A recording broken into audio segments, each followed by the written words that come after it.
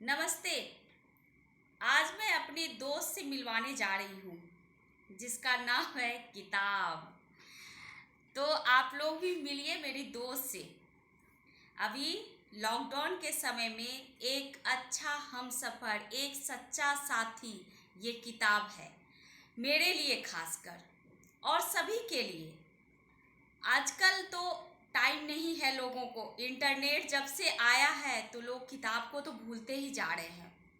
Subject की जो होती है बस हो गया, उसके बाद तो लोग नॉवेल या कि जो जिसको जो पसंद है वो भूल रहे हैं।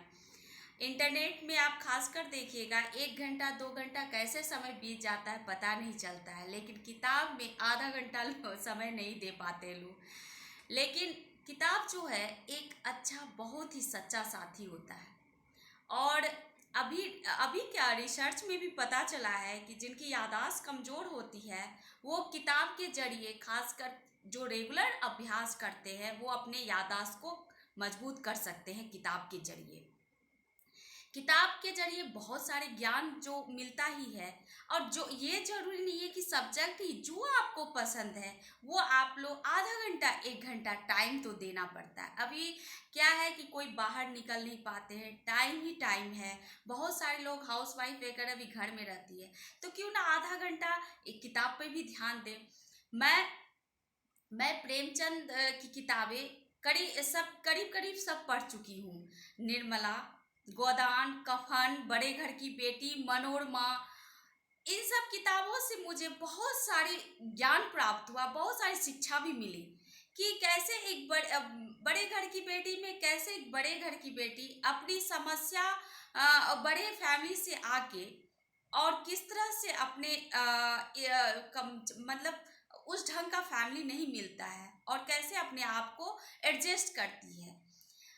मनोरमा भी उसी तरह से है कि एक वृद्ध इंसान से उसकी शादी होती है। निर्मला में भी वही कहानी है। प्रेमा जो है, प्रेमा एक कहानी है जिसमें एक विधवा को समाज से बहिष्कार किया जाता है, लेकिन एक अच्छे भले मानुस ने उसको समाज में एक प्रतिष्ठा देते हैं।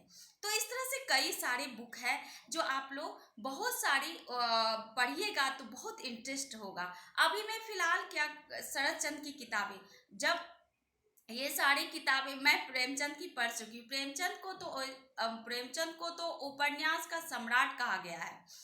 तो प्रेमचंद की किताबें मैं पढ़ चुकी हूँ। अभी मैं 10 की 10 किताबें शरदचंद की मंगवाई हूँ।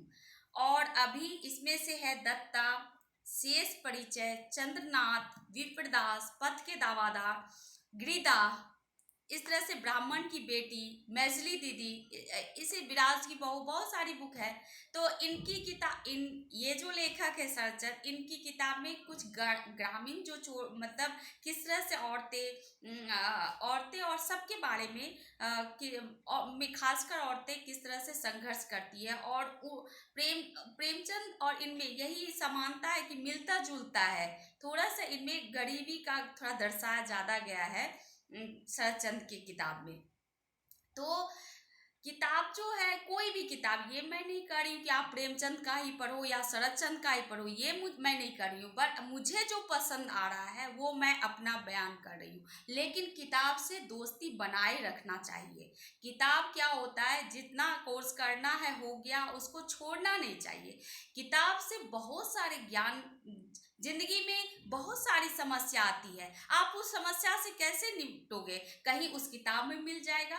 बहुत सारी मुश्किलों का सामना करना पड़ता है। अब प्रेमचंद का एक किताब मैं लेती हूँ, बहुत सारी उस समय कभी कभी लगता है कि कोई कोई कहानी से लगता है कि खुद ही अपने आप से उस तरह से हो रहा है, कहीं मेरे साथ तो आगे क्या होगा, वो इंटरेस्टिंग, वो पता चलता है कि आगे एक औरत क्या की।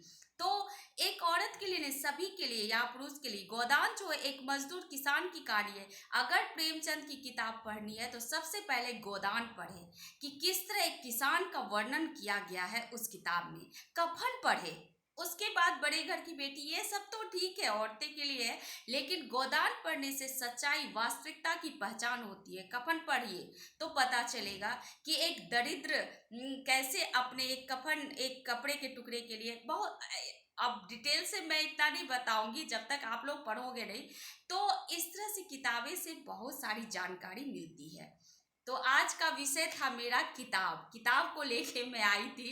और ये मेरा सबसे अच्छा साथी, अकेलेपन या 10 आदमी साथ, अगर आप 10 के बीच भी रह रहे हैं तो आप 1 घंटे इससे समय निकालिए, देखिए आपका कितना अच्छा जीवन साथी मिल जाएगा। धन्यवाद।